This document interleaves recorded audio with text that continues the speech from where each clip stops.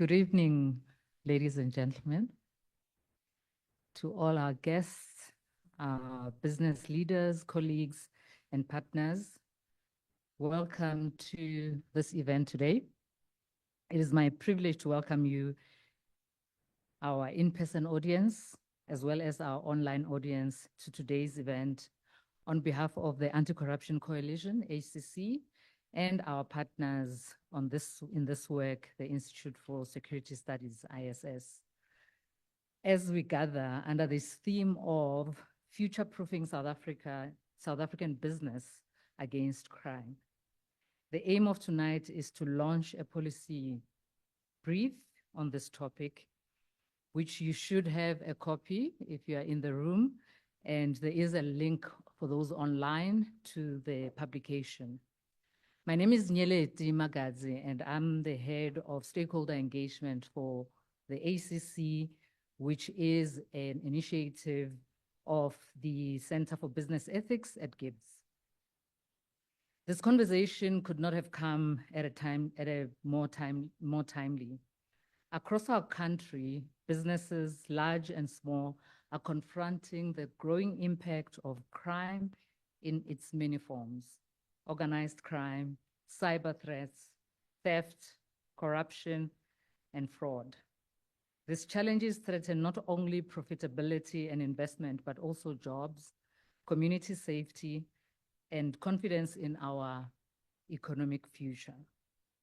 We're also witnessing what's happening and what seems to be deep-seated corruption in our law enforcement agency through the Matlanga Commission and the Parliamentary Ad Hoc Committee.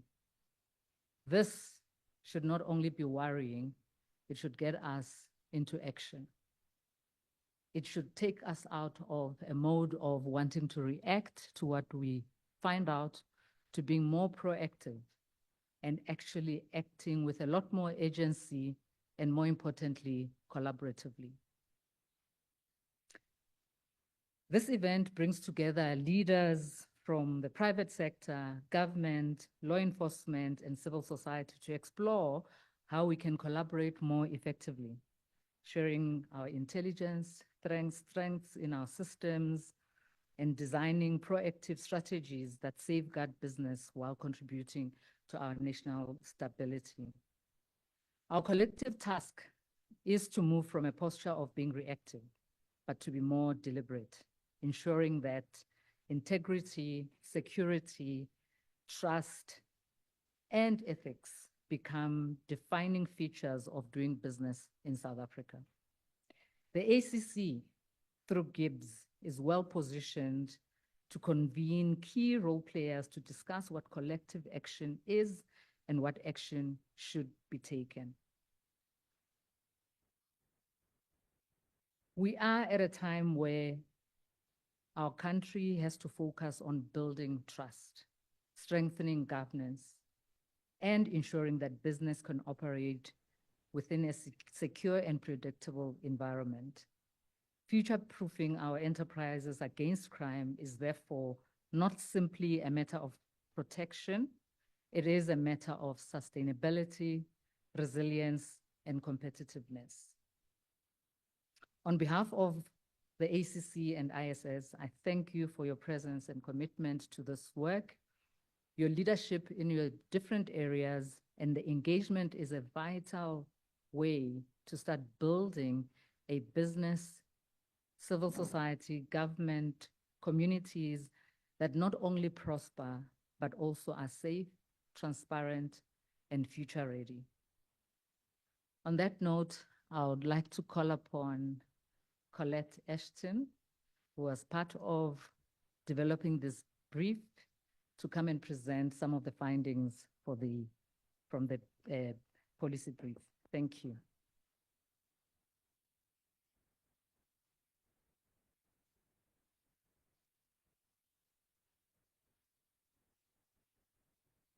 Hello, my name is Colette. I'm an anti-corruption lawyer and researcher at the ISS.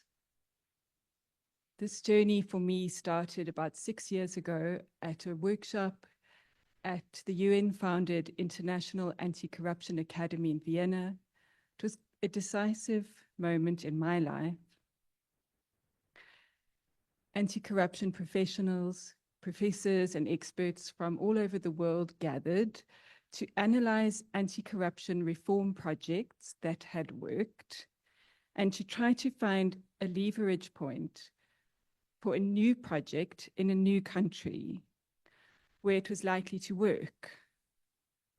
After a day of intense discussion, the group chose the most viable leverage point for anti-corruption reform in the world to be the private sector here in South Africa. Since then, the ISS has been working on reform projects in this area, and I want to talk today about our latest research with GIBS. We think that there are at least two quite serious gaps. One, there's very little academic research in this area, in corruption in business in South Africa. Two, we seem to be behind the trend of growing a thriving anti-corruption compliance industry for the private sector. I'm going to talk about our research process and some of the research findings. Then we're going to show a short video, and then my co-author, Erin, will complete the picture. Starting at the beginning. As a researcher, when you start, you define your research questions. And we had many. What types of corruption are there in different sectors in South Africa? What are the drivers of that corruption? What is the day-to-day experience of business leaders and their employees in the workforce with regard to corruption? How many companies use anti-corruption compliance programs? What types of companies use them? And how many of these are effective, good faith anti-corruption compliance programs? In other words, not paper compliance or tick box exercises. Do they really work? And we started, as researchers tend to do, with a literature review, and what we found was surprising to us. There's a research gap. Having studied international anti-corruption literature, I expected from a country like South Africa with a relatively sophisticated private sector, doing business in a context of systemic corruption, I expected to find a body of academic literature about this, and it simply wasn't there. It's also surprising in the context of the findings of the Zondo Commission about the role of the private sector in state capture and a wealth of investigative journalism on the topic. It's difficult to say why there is this research gap. In many other countries, comparable to us, like developing countries like Brazil, Malaysia, Nigeria, European countries, they've got a lot more academic research in this area than we do. This research tells their policymakers about the types and drivers of corruption that they can expect to find in different industries. It tells them which anti-corruption compliance programs work and which don't. It tells them how to make things better. A research gap in this area for us is a serious problem because anti-corruption law and policy can't be built on nothing. All policy reform needs a solid evidence base. This is especially true with corruption, which is not a simple problem. It's systemic, it's complex. Solutions that seem obvious often don't work and sometimes even backfire. For now, we have a working hypothesis that many of the bigger South African companies, which are exposed to global markets and also exposed to extraterritorial anti-corruption jurisdiction by the United States, which used to be the world's biggest anti-bribery enforcer. We're not sure what will happen in this space in future. We believe many of these bigger companies probably have got substantial anti-corruption compliance programs in place and probably expect their supply chains to do the same. But we don't know enough. We don't know if these programs are working and why. We don't know if they are based, if they're legalistic and punitive, or values-based and leadership-driven. We don't know what is happening, and so we can't improve things. Academics, please get your pens out. You can really help the anti-corruption struggle in this country. There also seems to us to be a gap in the working world. In many other comparable countries, anti-corruption compliance is a thriving, growing industry.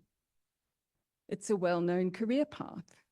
There are university courses teaching the multidisciplinary design of anti-corruption compliance for the private sector, using economics, behavioral psychology, data analytics, forensic accounting, and a little bit of law, but not too much.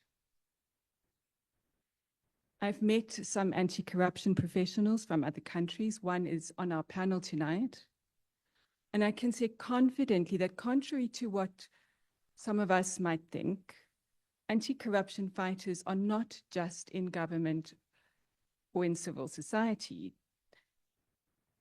They're also in the private sector in the form of, for example, a chief compliance officer who might need to take on the CEO in order to safeguard integrity in the firm.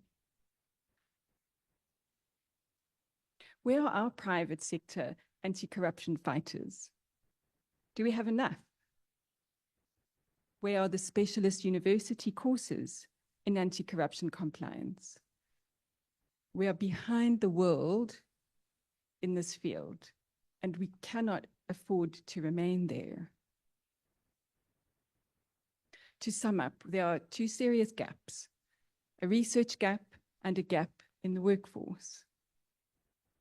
For our research method in this early exploration into anti-corruption methods in South Africa in the private sector, we deliberately selected a research method that doesn't look for corruption. We are not trying to name and shame. That's not our job. In any case, the research shows that it's not always that helpful. We are here to look for solutions. And to do this, one needs to adopt a different lens, not looking for what is wrong, but looking for the good and building on that. The method is called virtuous circles, where anti-corruption researchers look for examples of projects or systems that are working, however imperfectly, and then try to nurture these, to find ways to help them grow, to counteract the many circles, the many vicious circles of systemic corruption in the business environment. So we used a positive lens to look for positive projects, to grow them in positive ways. It's a forward-looking approach, seeking innovations in the field of prevention, because as much as we believe anti-corruption enforcement is important, the focus of this research is on the equally important theme of corruption prevention. In the policy brief, we write about 2 virtuous circles in anti-corruption in the private sector that have already started in South Africa, but probably need strengthening. Firstly, we talk about anti-corruption compliance programs in companies. We explain that there are such things as effective good faith anti-corruption compliance programs that really work, and believe it or not, that have been proven to correlate with improved financial performance at the company. Yes, it may sound counterintuitive, but international research shows that integrity really is good for business. Secondly, the policy brief talks about a method called anti-corruption collective action, where companies in a sector collaborate to reduce corruption in their own financial interests. Next, we're going to show you a short video about an anti-corruption reform project, an anti-corruption collective action project in Nigeria, which is so successful that it's come to be known as the Nigerian Miracle. It's run by a remarkable man called Soji Apampa, who you will meet in the video, a businessman who describes himself as simply an angry engineer.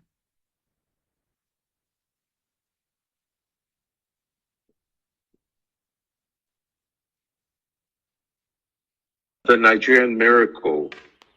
The first miracle was that Nigerian public officials agreed to work with the private sector, and they also agreed to work with civil society in collective action. That was the first miracle, because it has been very difficult to get that level of cooperation on an issue, and then especially on an issue that is considered to be as sensitive as the issue of corruption in Nigeria. The private sector found itself in a corner. The UK Bribery Act had come into force. This is now 2011, 2012. And the proprietors of a lot of the shipping companies thought, we're in trouble if we don't do something because of the new offense in that UK Bribery Act, which says failure to prevent bribery is an offense under the Act. Under the UK Bribery Act, and even under UNCAC, the UN Convention Against Corruption, and even the OECD or the FCPA, many of these facilitation payments and other things have now become outlawed. So therefore, there was high risk for the private sector if they didn't do something. So with a lot of contrition, they approached the Nigerian government to say, we know that we've been part of the problem right from the beginning, but we'd like to be part of the solution. Can we work together towards these ends? In the early days, it took as many as 150 signatures for a vessel to come into Nigeria's waters, do its business, and leave again. And of course, with that number of touch points, you could not avoid corruption. So the first thing to do was to identify standard operating procedures and remove the overlaps between the operations of different agencies. The second miracle was that the government was prepared to get 14 agencies in the room and encourage them to work together to reduce corruption. The third miracle was that they actually did work together. They identified a lot of the areas of risk and their own standard operating procedures. It was a great start, a great place to start. So the private sector was then able to ask, what then happens if these operating procedures are not followed? And this is when a grievance reporting mechanism was agreed.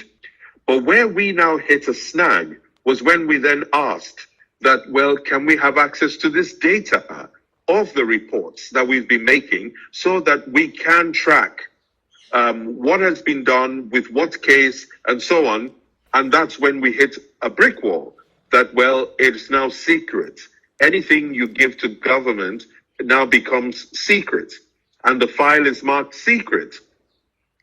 So when we couldn't get any data and we couldn't follow up on any cases during implementation, then we had to build what we called a help desk. And we thought about it, that the process of coming into Nigeria's waters and leaving is finite. When you arrive, when you birth, you do your business, and then you depart. It's easy to break those into processes. So we did. And we were able to convince the shipmasters that, well, if they were too scared to report issues to the government, they could report to the help desk. But here's a help desk number, And from the time they come into Nigeria's waters, they're already testing the number, testing the WhatsApp number as well to see whether there would be a person to respond to them when they came into port. And that way, we were able to, in real time, go with the masters through their paces. And as soon as they hit a snag, we knew they would tell us through the help desk.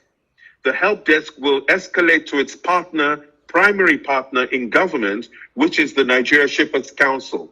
The Shippers Council will escalate to immigrations if it's an immigrations issue, or to customs, whoever it was, and they would stay with the issue until it was resolved.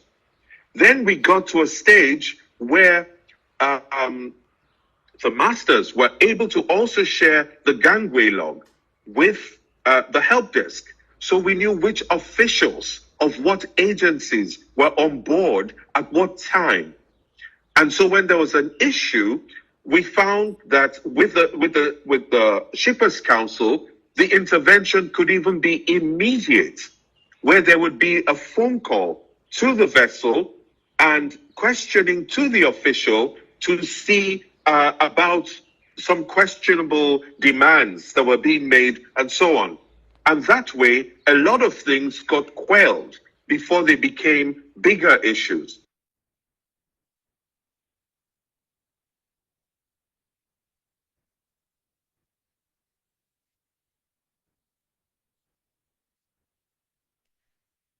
Good evening, everyone.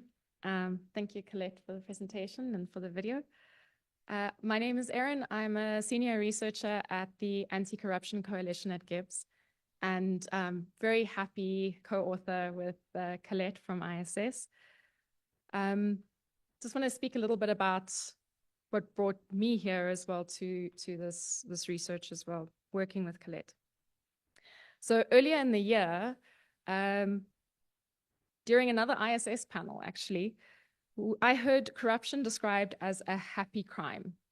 And I thought that stuck with me, because it is, in the sense, a sort of a happy crime. So unlike other violent crimes, it often lacks a direct visible victim that the corruptor can see or is confronted by. And those involved often derive huge benefits from it. So nobody's going to really want to report what they're doing because they're receiving a great benefit. I can't help but think about the pairs of green Lamborghinis that have recently been taken by asset forfeiture thanks to the Tembisa accused. It's also harder to detect and prosecute because everyone involved benefits and has little incentive to report it. Or, as recently evident, they become afraid to. In 2020, the GIBS Ethics Barometer, performed by the Center of Business Ethics here, surveyed 50,000 employees working for over 35 of SA's biggest companies. One of the most striking findings about the survey, relevant to corruption, one of the biggest challenges facing companies, is that many employees say that they do not report misconduct simply because of fear of victimization or because of the expectation that nothing is going to be done about it. This is reinforced by what we witness now. In recent years, those who are willing to come forward or to investigate corruption or wrongdoing are being silenced. I can't help but think of Thomas and Marie Klutter or Babita Diakoren in these cases. So this brought us to another part of the research in this policy brief, and which Colette has touched on already, which is how do we convince business and those in business to do more about corruption? And perhaps really about asking a simple and very important question, is that as business, do you truly benefit from corruption? On the surface, some may answer yes, maybe a shocking answer, but they get richer, right? A little bit of bribery here, a little bit of corruption there, doesn't it make the business richer?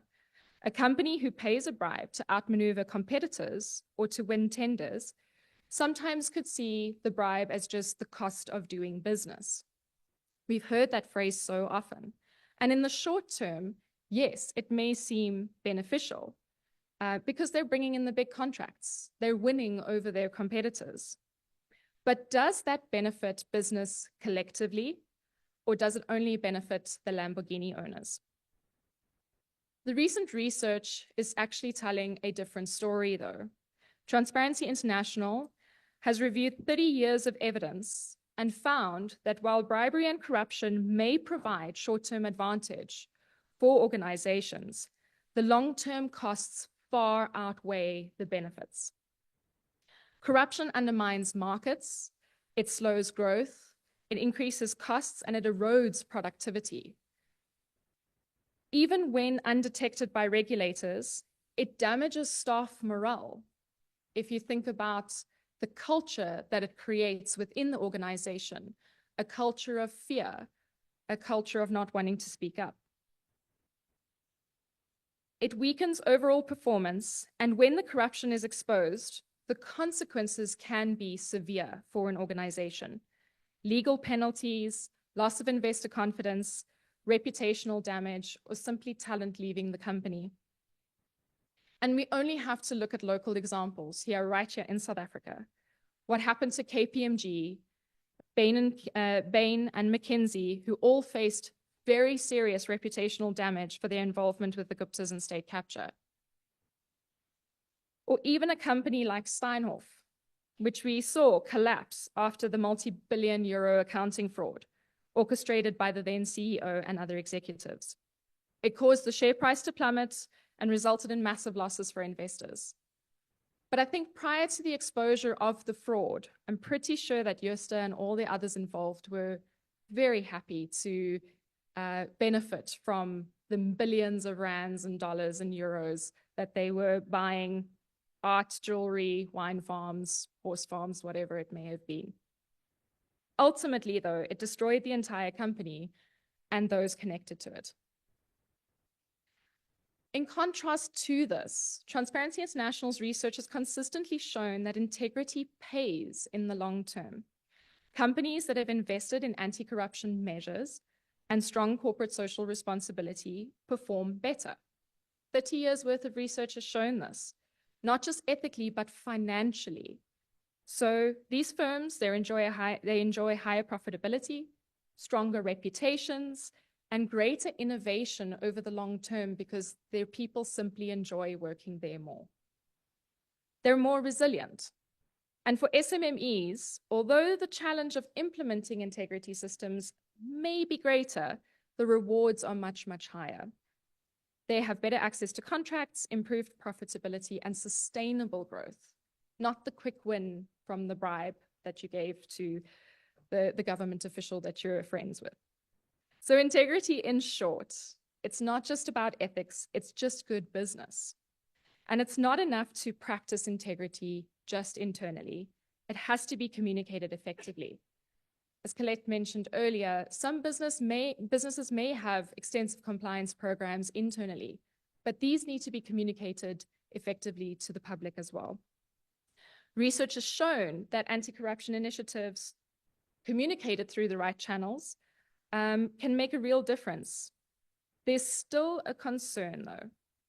The lack of motivation by business, particularly in South Africa, to drive anti-compliance initiatives remains a problem. In 2023, here at a GIBS event, Executive Chairman of Rothschilds & Co. and Vice President of Business Unity South Africa, Martin Kingston, said that it was unrealistic to expect business to self-regulate, as it's just simply not in their interest and not in their character. But what this means is that we need a competent state that is able to apply appropriate regulation and put appropriate regulation in place. What's the implication of this? Collective theory, which is what we've touched on in our policy brief, implies that in the context of systemic corruption, companies are less likely to choose integrity. The challenge is that post-state capture in South Africa, we are dealing with a weakened state where we continuously hear about lack of political will, In the last few months, that's a statement that I've heard so many times I've lost count. The lack of political will, which is supposed to effectively regulate business, but it isn't there. So what should we do now? What can we do to be proactive about preventing corruption? One of the biggest gaps in our fight is the lack of collective action projects, coordinated initiatives that bring business together with civil society and or the public sector and drive the systemic change that is needed to tackle corruption. There are some great examples of this, and hopefully we'll hear some this evening, such as with the SIU, but they're still too limited. The B20 Business Collective happening now itself is highlighting the importance of collective action in a weak regulatory environment, which is what we find ourselves in now. Recommendation 3.1 provides that business should strengthen support and incentives for organizations to engage and drive collective action for inclusive growth. Collective action can complement, enhance, and further develop current and future laws and regulations wherever the latter are weakly enforced. As Colette mentioned, we need the research and we need the collective action to be able to underpin the future laws and regulations that are required to get us out of this. So to address this, our policy brief proposes the creation of a business and civil society working group. This is a business-driven initiative. We're putting the ball in business's court, but it's aimed at pushing corruption out of key sectors through collaboration, accountability, and shared leadership. We're asking business not to just focus on themselves individually, but on their entire sector. The group leverages civil society's research capacity and convening power, whilst engaging the private sector as its committed partner and funder. Together, the working group works towards designing international best practices for anti-corruption collective action projects, tailored to the South African context, and something that we can use to develop policy in the future. The first step is to identify sectors most affected by corruption and most motivated to take action. For each sector, we could establish a dedicated secretariat led by a civil society organization and supported by private sector funding to coordinate projects that tackle major corruption challenges in those sectors. So beyond addressing the immediate risks, these initiatives will future-proof the sectors by developing clear compliance standards, strengthening ethical practices, and building long-term resilience. So at its heart, we're asking for a partnership between business and civil society to drive out corruption and ensure that integrity is no longer just a principle, but actually a competitive advantage for business in their particular sector. And hopefully, in so doing, we make anti-corruption compliance in the sector a little bit more attractive than paying the bribe for the quick win now. Thank you.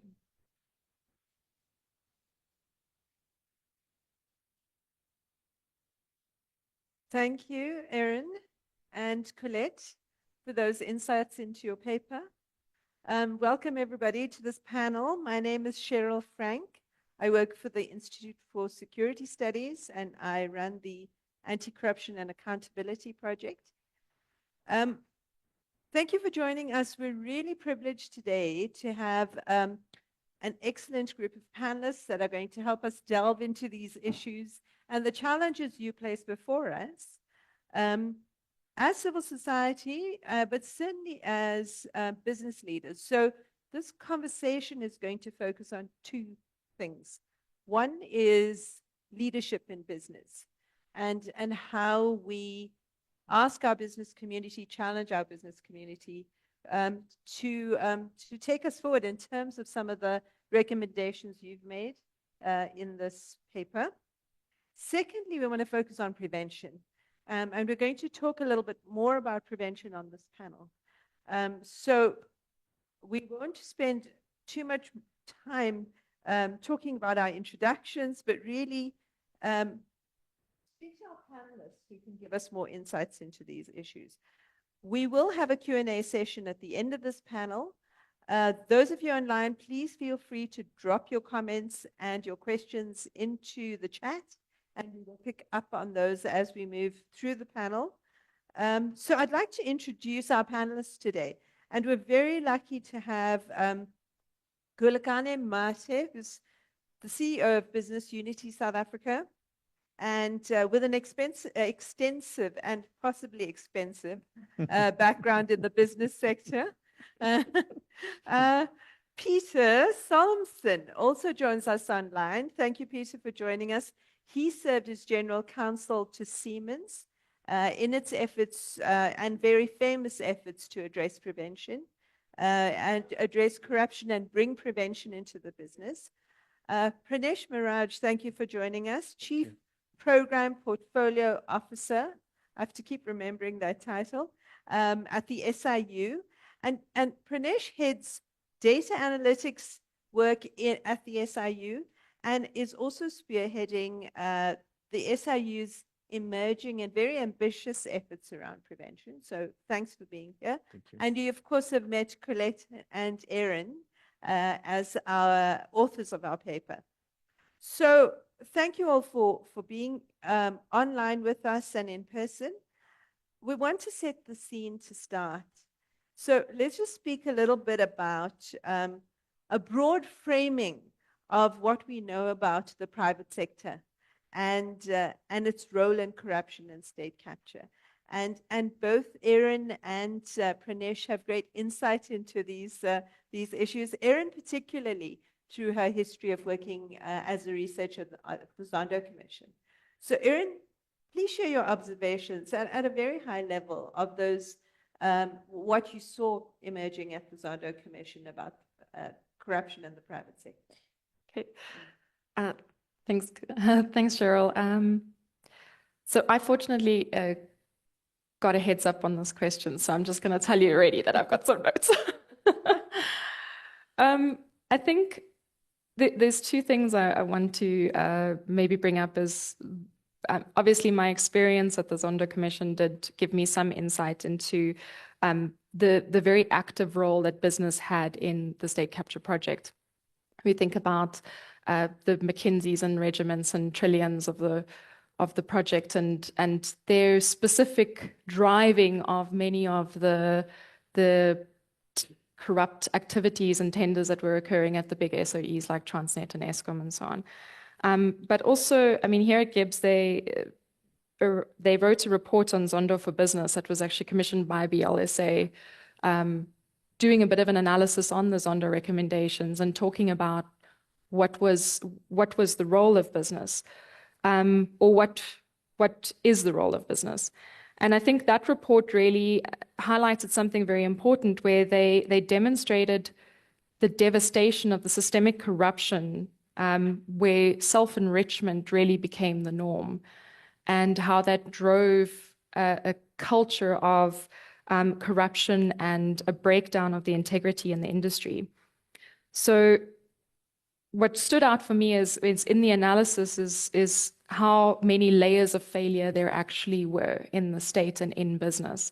It was the fragmentation of the institutions, it was the weakening of oversight, it was the dodgy procurement practices, the intimidation of whistleblowers, and a lot of that was driven by the collusion with the private sector. And I think that's something that needs to be, more attention needs to be given to. But I think another really important issue that came out of that is the bigger loss of trust and how the state capture years and the involvement in the state and business has really broken down trust in the industry. And that's something else that we need to really kind of claw back now. So yeah, I think just from a high level, those would be the observations. It's the collusion with business, but also then the breakdown of trust and all of that has to be repaired as we go forward. Thanks for that. Pranesh, you have the great benefit of the SIU's data over several years of investigations. So if you could also reflect on this, the themes that you see emerging in terms of those in-depth investigations and particularly you're investigating the public sector, but seeing what the private sector engages in that perspective. Thanks very much, Cheryl. I think for us, and based on our experiences as the SIU in investigations emanating from the Zondo Commission, what we've seen is that the Zondo Commission was actually a catalyst or a trigger for business actually, let's say some in the business sector, to actually say, we're coming forward, we recognize that as business, we must do the right thing. There was an appreciation that integrity is very important, and in the long term, especially for business, we've got to conduct ourselves in an ethical manner. You must bear in mind the government is the biggest buyer of goods, works, and services. And as a business, why would you want to find yourself on the National Treasury database of restricted suppliers or on the register for tender defaulters? Why would you want to deprive yourself of that opportunity? So what we've seen in our investigations and the outcome of those investigations is that there are certain companies that have actually now come forward. They've voluntarily presented themselves and they've cooperated to the point where it's no longer an adversarial kind of a relationship. So rather than resolving matters through costly and lengthy litigation, we've managed to find a way, we've managed to meet each other halfway in terms of reparations and remediation. And that certainly is commendable. But having said that, it's certainly not enough. It's just the tip of the iceberg. We're just at the beginning. And, we are hoping that as time goes on, that we are going to see more and more businesses coming forward, especially in the investigations that we are doing. I think it's a helpful segue to ask, our policy brief argues broadly that clean business practices, which some of that emerges through your engagements with business, clean business practices are good for business. And yet we know that corruption continues. And Kulakani, you're with us online, reflecting on your experiences. What goes on at the leadership levels of companies that allow corrupt practices to take place? I mean, what do you identify as the real pressure points that where businesses just continue knowing that there are the ethical problems, the range of issues that Erin explains, the erosion of trust, all these emerging problems? Why does it continue? Thank you, and good evening to the fellow panelists and everybody attending tonight. Firstly, I should just say that, the question is difficult. It's difficult because there isn't a place, a club somewhere where corrupt people meet and discuss these things, right? Where corruption happens, it's always in some sort of secret. Yes, it might evolve into an organizational culture in certain organizations where there isn't adherence to ethical business practices, et cetera, et cetera. So it's hard to say that these are the actions or the pressures that lead to corruption. I don't think that there is enough known about that, partly because it is breaking the book. But what I do want to say is that I think there are many more businesses that just get on with their business and run their businesses ethically. And of course, you have those that some of which have been caught in the act, the Zondo Commission and other processes that have shown them to be engaging in corrupt practices. So there is no denying of that. But I think where organizations prioritize and actually talk about ethical business practices and where leaders are committed to ethical business practices, and there's a culture within that organization of doing the right thing, you're unlikely to find corruption taking place. And I think From the examples that are known, the more famous ones, you will see the behavior of people who engaged in corruption that, of course, they become brazen, they do outrageous things, they buy anything that can be bought to show that they have money, etc., etc. And there's one thing clear about that is that in that practice, there is no long-term commitment to anything. It's about the now. So again, you can tell from businesses that tend to set incentives, short-term incentives, that they are going to run into trouble at some point, whether through corruption or just exposing themselves in ways that lead to their businesses failing. So taking a long-term view on anything does moderate excessive behaviors of any kind. And I would argue that in the majority of cases, businesses go on about doing business in the right way. But where there is corruption is when businesses are preoccupied and focus on the short term. And yes, there are those who set up entities purely to to do corrupt things. Many of those who are now called businesses, these were never entities that were meant to do business, rather than to get a particular tender and make money because they either had a friend inside or they had identified somebody they can corrupt, etc., etc. I'm not necessarily saying those are the only ones, because we know about some big listed companies that were also caught in there. The point I'm merely making here is that I don't think there is a known sort of set of practices or set of pressures that are there, except to say setting very short-term incentives can lead to this. So let me give you an example. If my own pay is dependent on bringing X amount of business into the company, and that's all that the business cares about, it doesn't care about how do I make those sales.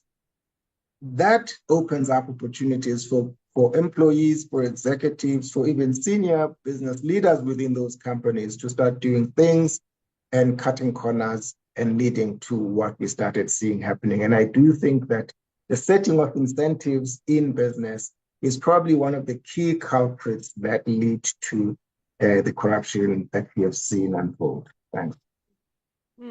Thanks very much for that.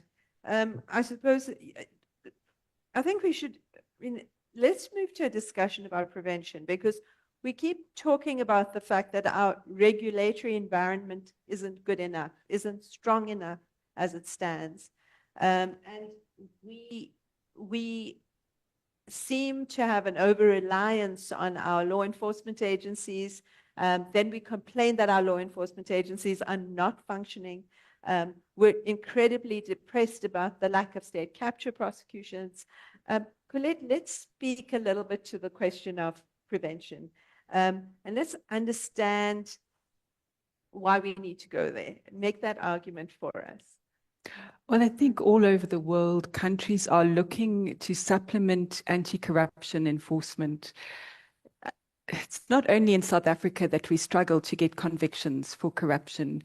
It's even in developed countries, even the mighty United States Department of Justice struggles to get convictions for corruption. And that's built into the design of our legal system. Our legal system is hundreds and hundreds of years old, and it was designed to prosecute crimes like murder, where there's a body and there are witnesses.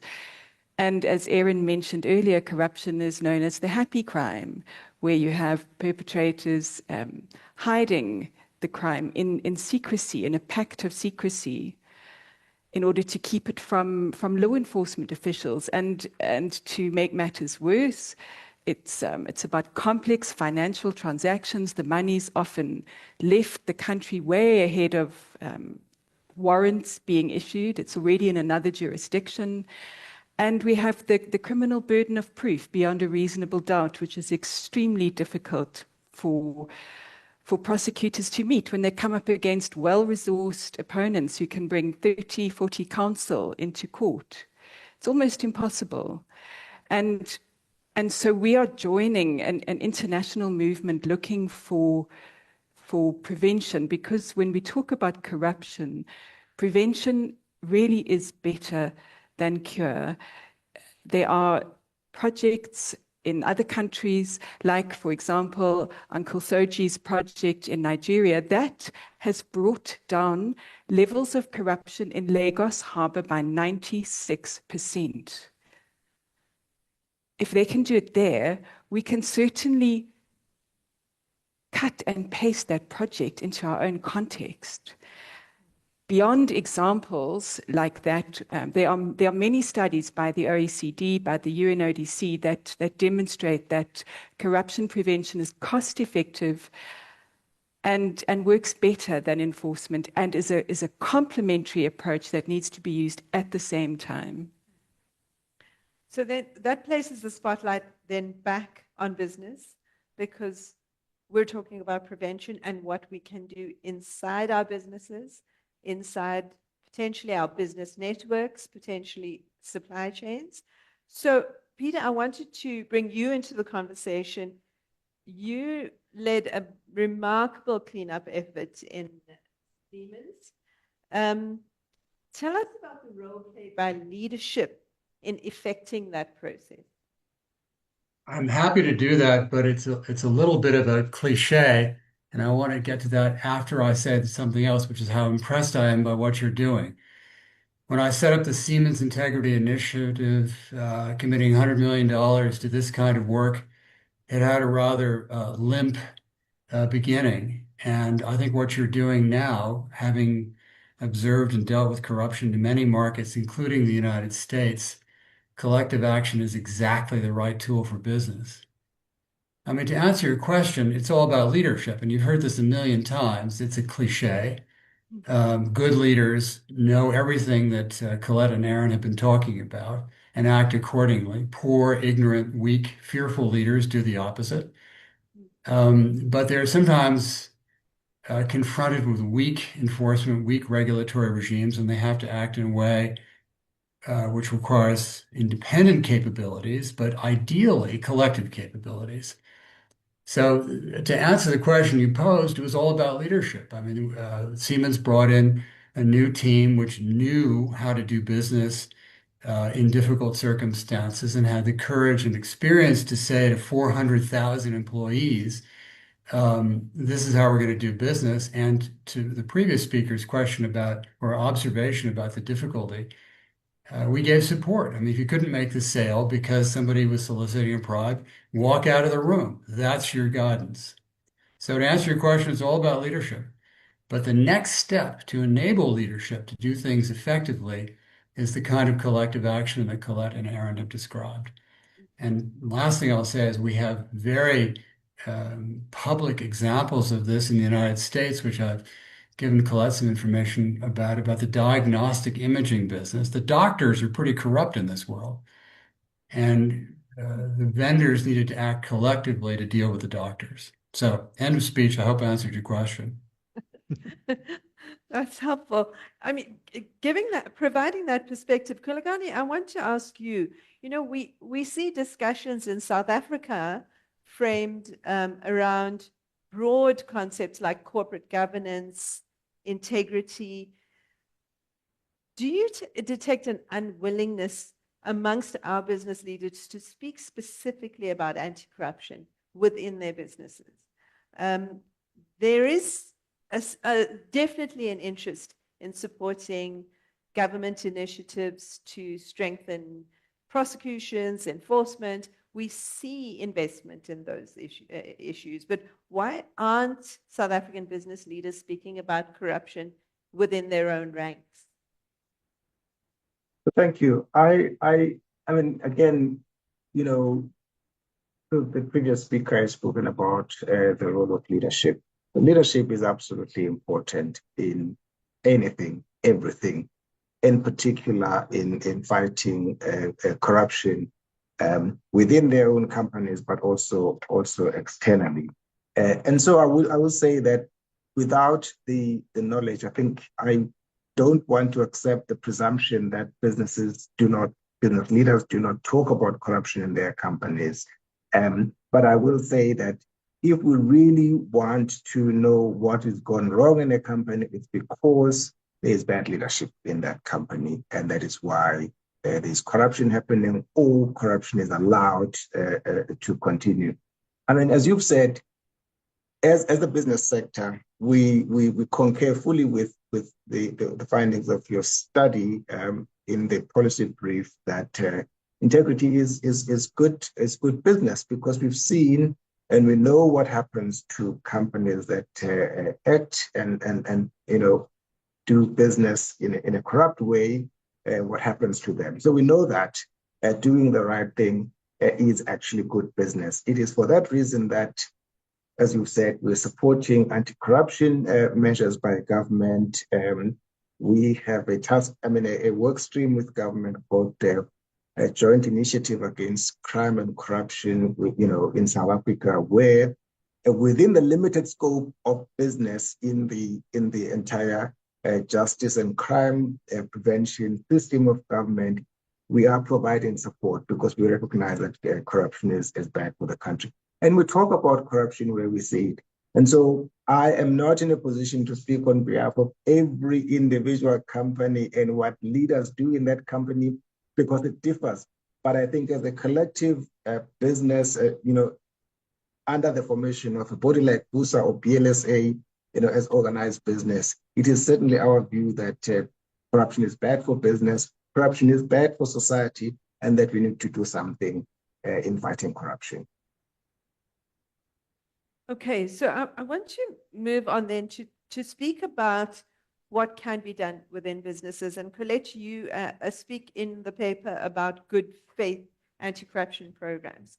Tell us what that means exactly. Yes, there is a difference between paper compliance or tick box anti-corruption compliance and effective good faith anti-corruption compliance, which really works. And I think the difference is leadership.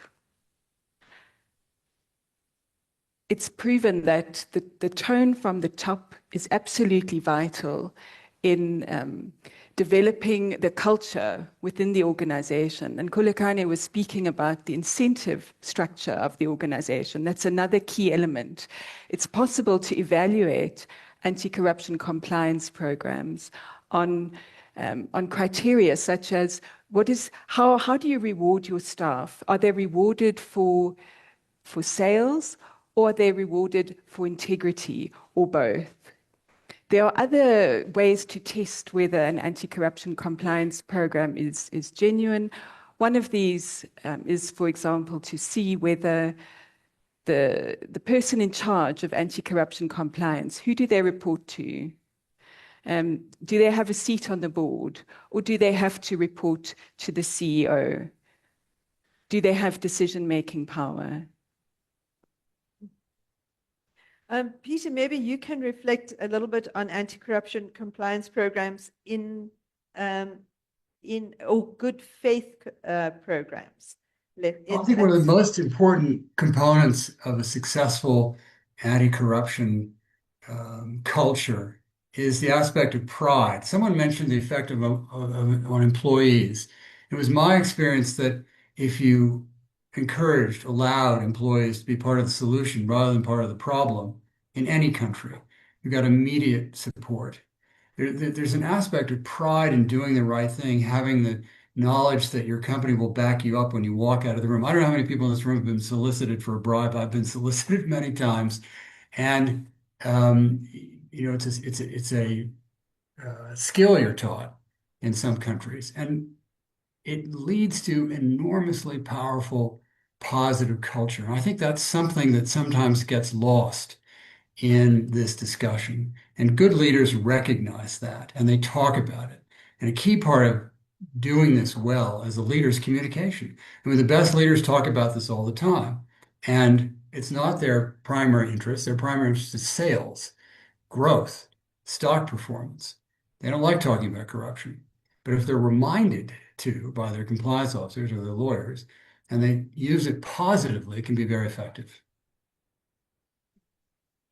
And so that day-to-day support of anti-corruption efforts, the communications that you speak of? I mean, what else should we be doing on a day-to-day basis to encourage clean business within the framework of these programs?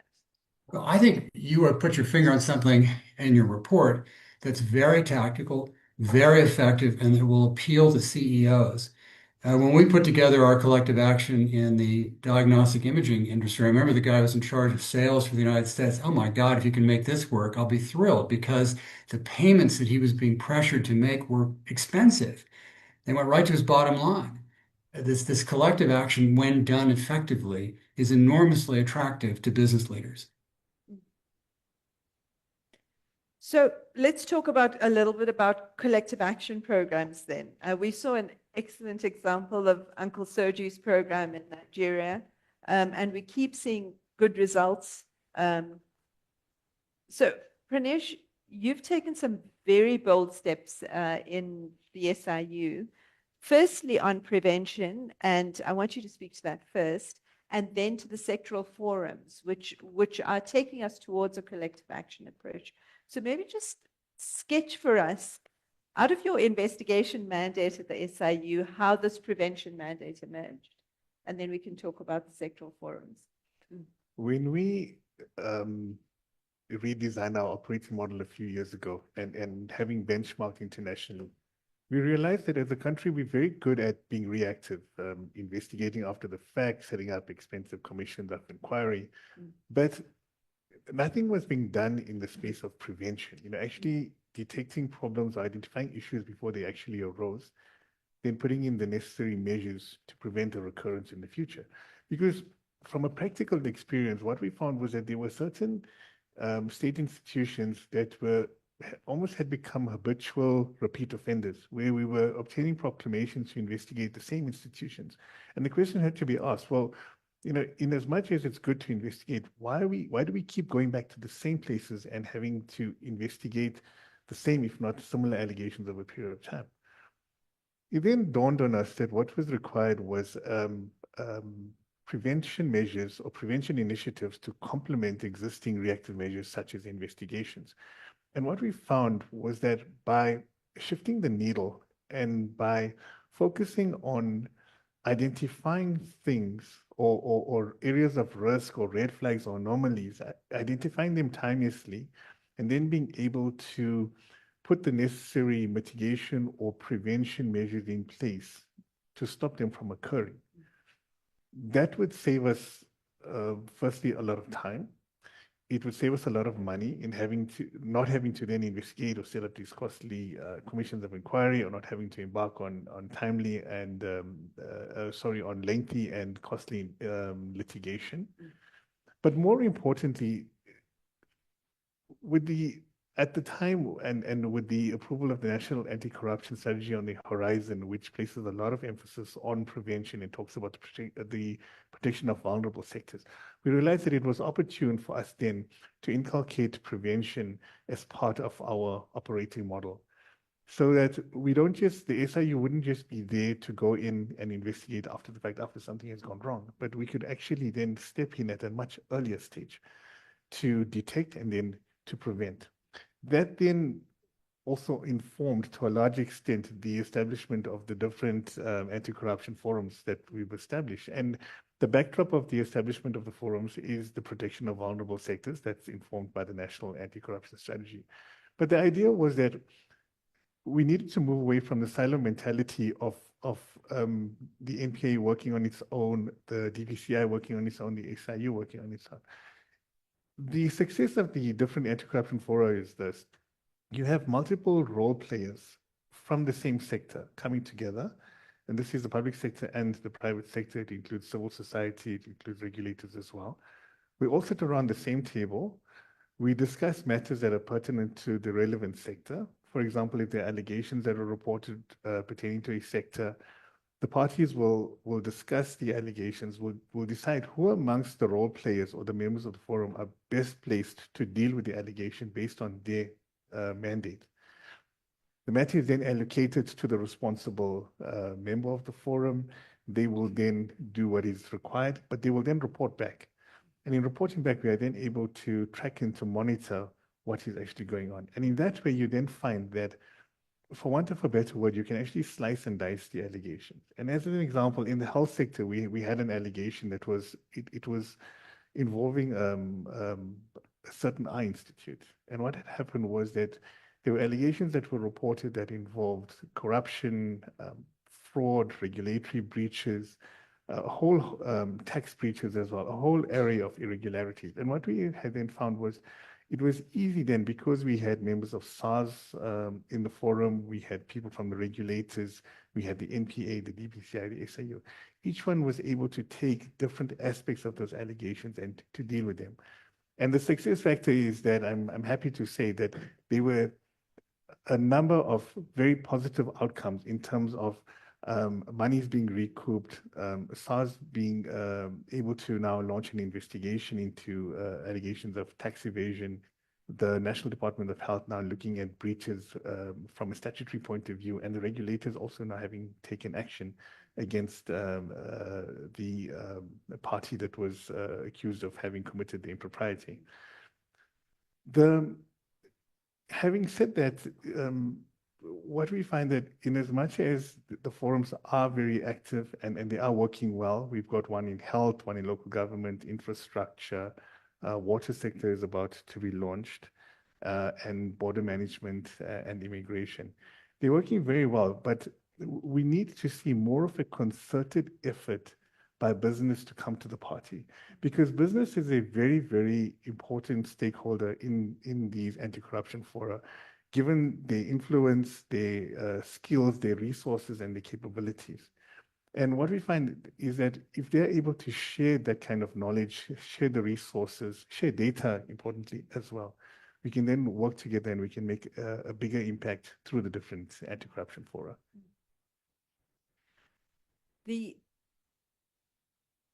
I'm wondering whether they sound like enormous undertakings of coordination, running a group, a mixed group of, organizing groups of people together, enormous project management functions and coordination. Does the SIU have the capability to do that? How do you hold those forums together and take them forward? It is a mammoth undertaking. But it is certainly something that we've been able to manage up to this point. However, the idea is that we've identified about 15 or 16 different sectors that are vulnerable to corruption. And the idea is that we want to set up sectors for each of these different sectors. But we can't do that at the moment because our time goes on managing what we have already between the 5 or 6 that are already in place. The idea in the long term is that we should be able to hand over custodianship of these different fora to the responsible state institutions. And what I like about the policy brief and what is advocated in the policy brief is that if there is a joint initiative by the public and the private sector, then perhaps we could get to the point where we could hand over, to a coordinating body, perhaps led by civil society, and that would then free us up to be able to look at the other sectors that we've identified as being vulnerable. Peter, I'm wondering if you could also reflect on this issue, is that these sound like enormous undertakings. In your experience of collective action projects, how are these run? Who funds them? How are they organized? Especially in contexts such as South Africa, where we're struggling to run our governments, we're struggling to run our NGOs, we're struggling to run our anti-corruption institutions. Do you have any reflections on that? Many, because I've seen it work and I've seen it fail. The major problem is mistrust among, you want to get the competitors in a market segment to cooperate. They hate each other. They're fighting with each other, day and night, whether it's a tender or, more broad-based distribution. So you've got to create some kind of trust among competitors who ordinarily are trying to kill each other to work together on this problem. And that's, I think, where civil society comes in. And I make the analogy to safety standard setting. If you could agree on things like amperage and voltage and so forth, you can agree on this kind of thing, but it's probably got to be done in a different part of the company at a higher level. I think civil society can play a very important role in convening the people who otherwise don't like talking to one another and frequently aren't allowed to speak to one another for antitrust reasons to speak to one another. That's the key thing. Now, in some industries, which are very concentrated because they know each other, there's a kind of informal collective action that goes on. I've received phone calls from people from competitors saying you might want to know what's going on in, this Vietnamese harbor or something. And I'm grateful for those calls because they're not going to the FBI or to the enforcement authorities in Vietnam. So to answer your question, it happens informally, it happens formally. The great impediment is, as was just suggested, nobody has time to spend on this because it's preventive rather than reactive, and that's always sort of lower on the list of our attention. But incredibly, the return on investment is enormous for multinationals, so certainly worth pursuing. Pranesh, I'm wondering, just from your experience of running these forums, is how far away are we from an Uncle Soji type Nigerian miracle, just in terms of how things are organized, the capability to run these shows in the sort of framework that he explained to us? It's a long journey, but I'm happy to say that we are certainly making significant progress in that regard. There's good rapport between the public and private sector in the different anti-corruption fora, and one thing I can see was, yes, I agree. Initially, there was this skepticism from the private sector, and there was this element of mistrust. Why are we here? What does government intend using this for? But we've overcome that, and we're working very, very well. I should also mention that there's currently an initiative between the public and the private sector called the Joint Initiative on Crime and Corruption, where the public and the private sector are working together to align their efforts against corruption. And the results thus far, have been very, very encouraging. For example, the automation of the subpoena process, which is going to save a lot of time. So, by leveraging of businesses' experience, their skills and their capacity, I certainly believe that we will definitely get to where Uncle Soji found himself eventually, and sooner rather than later. That's good to hear. So Colette, your recommendations, Aaron, your recommendations are bold in the policy brief. You say we need to all collaborate on one big project. What's the first step towards that from where we stand? I think we can get to where Uncle Soji is now. He will be the first to admit that it's taken him 10 years of perseverance, very hard work, and ethical, strong leadership. And I think the first step, as is recommended in our policy brief, is to convene a civil society and business working group to identify, using research, using systems mapping, a good leverage point for intervention. Where can we start? And then we start where we are with what we have. And what we have is a network of excellent people in government, in civil society, and in business, both here and internationally, to support us in designing a successful anti-corruption collective action project. Great. So I want to take a few questions from the chat and from the floor. I want just people in the room to let me know if you have a question, but I want to take one from the chat. This is Paul Hoffman. He says, corruption is a crime. Countering it is the work of the Criminal Justice Administration, where there's no political will to hold the corrupt to account and to seize, freeze, or forfeit their ill-gotten gains. What possible incentive is there to take touchy-feely prevention strategies seriously? Peter, I'd like you to take that question. Is this touchy-feely stuff? I think that's hysterical. There's nothing touchy-feely about it. It's dollars and cents and maybe criminal liability. And somebody even touched on it, debarment. The thing you worry about the most as a government vendor or a vendor to the government is debarment. Not just in South Africa, but in other countries that have follow-on debarment schemes. So the idea that this is touchy-feely is ludicrous. This is dollars and cents, bottom line stuff for business leaders who normally don't think about this stuff because they're busy doing other things, selling stuff, and for whom this is foreign territory. And I want to compliment Aaron and Colette in their description of how this is done.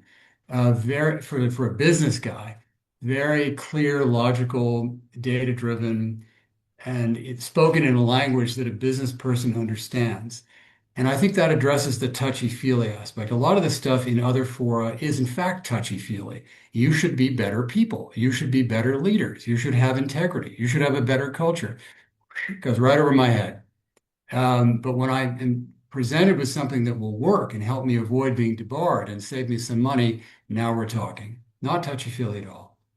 Yeah, thanks for that. Kulagani, I want to just ask you to just reflect on the proposals and just to close this discussion on collective action programs is to what extent is this a realistic proposal that Colette and Aaron make here about us taking some bold steps towards an initiative such as the Nigerian miracle example that we observed? What I do agree with and appreciate from the policy brief is that we certainly have to do something about crime and corruption in particular, because we just can't let it be the way it is. So I agree that we need to do something. But our experience in sort of collaborative initiatives, including the current partnership that we have with government. By the way, on this poll or online, there is Dr. Graham Wright, who is the CEO of Business Against Crime, who leads our work on the joint initiative against crime and corruption from the business side. So he can certainly tell you a lot more. We do need to find mechanisms that work, but our experience is that there's got to be something clear and tangible that you are coming together to try and solve, with clear deliverables, with clear outcomes that you seek. Too many forums have open-ended mandates and it becomes a shouting match and so on, and it doesn't get anywhere. So we're fully behind the idea that as society, certainly from the business side, we want to be part of fighting corruption in this country. Let's find mechanisms that work more effectively.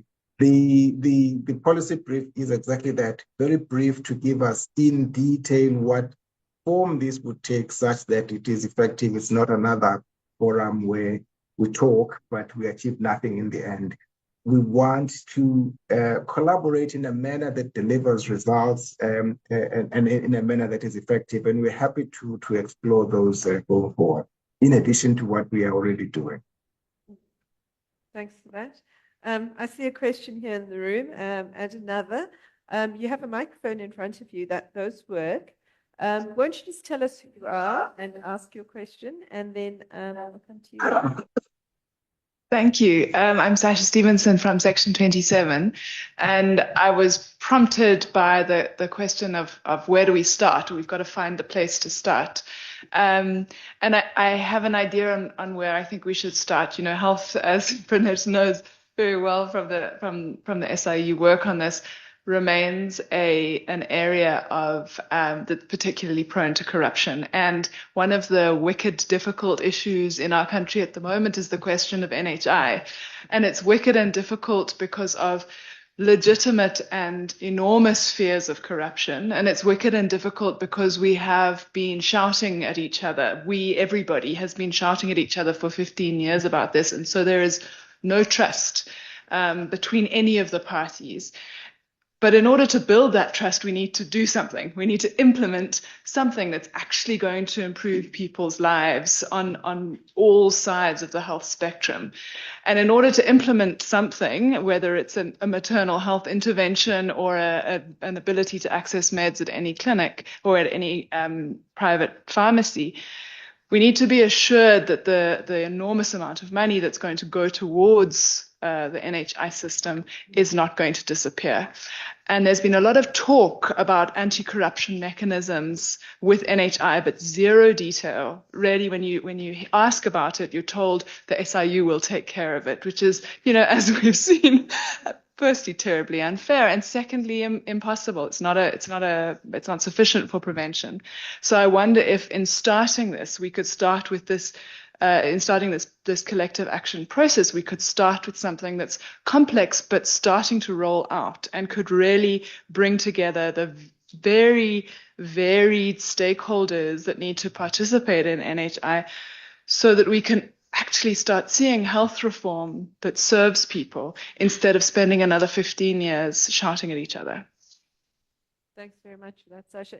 Any comments on that from the panel on that start, a complicated place to start, Sasha?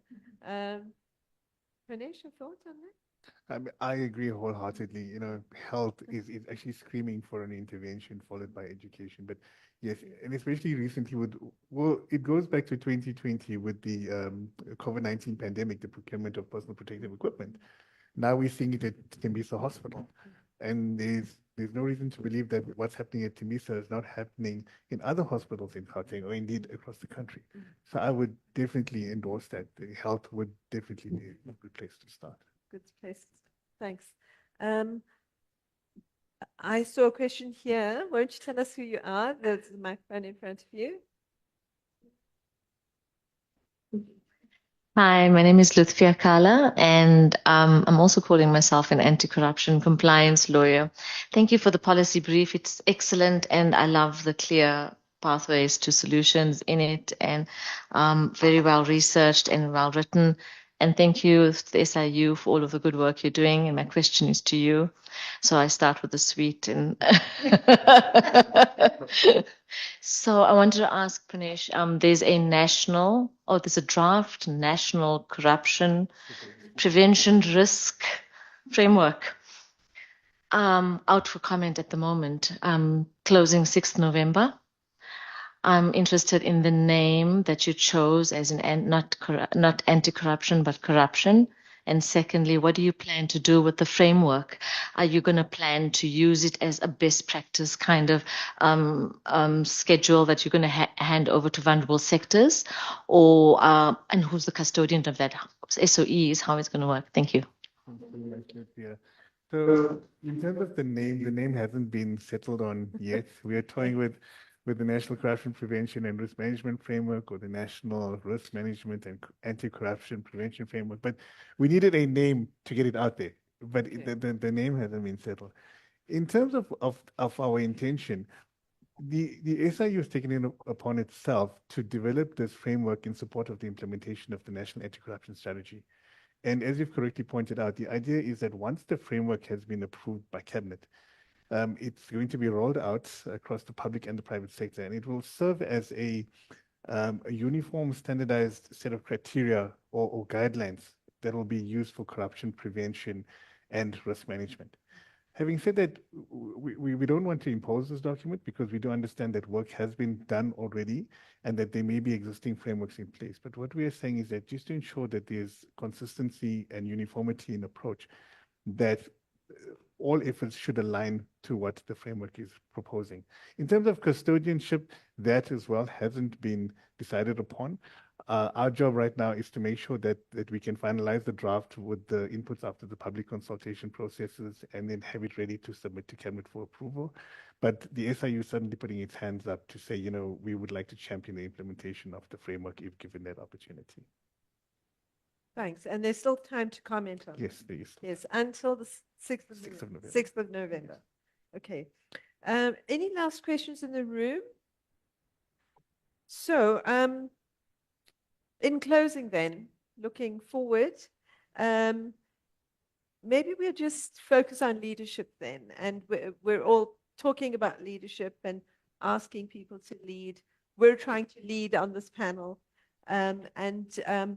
So if we could send one message to CEOs, accounting officers watching this panel, what would it be from the floor? Before I go online to hear some final comments.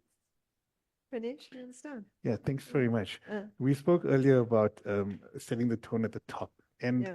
it's not just about saying the right things. It's about living those values. Mm. So my message to CEOs would be: don't just talk the talk, walk the walk, walk the talk. Mm. Share your resources, share your skills, share your capabilities with government. Mm. Let us join forces, and together we will be able to win the war against corruption. You can't underestimate the power of collective action, because it was collective action that brought us to the 27th of April, 1994. And in the same vein, if we work together as business and government, we can certainly win the war against corruption if we combine our forces. Together we can, and together we should, and together we will build a South Africa that the corrupt fear and that the honest will revere. Thank you for that. Colette? Yes, I would like to just say anti-corruption prevention pays.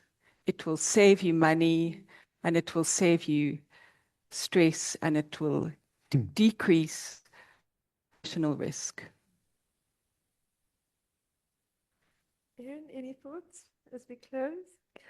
I think just listening to also all the comments, and there's something as well about leadership. It's hold each other accountable. We talk about tone from the top, but almost want to say tone across as well. Sometimes it takes a lot of courage to call out your colleagues at the same level in other businesses in your sector, I think, but that courage needs to be built, and leaders need to hold each other accountable as well, to be able to build that integrity across the sector and not just within their core businesses themselves. Thanks. Khulekani, your last comments to your colleagues who lead businesses, thoughts, advice, challenge to them? Well, I think, as I've said, we support fight against corruption, and I would call on business leaders to intensify support, walk the talk, everything that's been said. I do think, though, as South Africans, we shouldn't let government off the hook lightly here. This is an entity that we give enormous amounts of taxes, that we give power to do certain things. We have got to hold our government accountable. Part of this fight will be won by all of us playing our part. So yes, business must come to the party, but I don't want us in these platforms to start giving up on our government or letting them off the hook lightly. We've got to demand more from our government. Thanks. So we need leadership, government as well. And the last word to you, Peter. Advice for us, encouragement. Well, first of all, encouragement. I think you're doing something really useful and fruitful in this project. I'm very impressed. Now I'm going to change tone slightly in saying I think exhorting leaders to be better leaders will not be fruitful.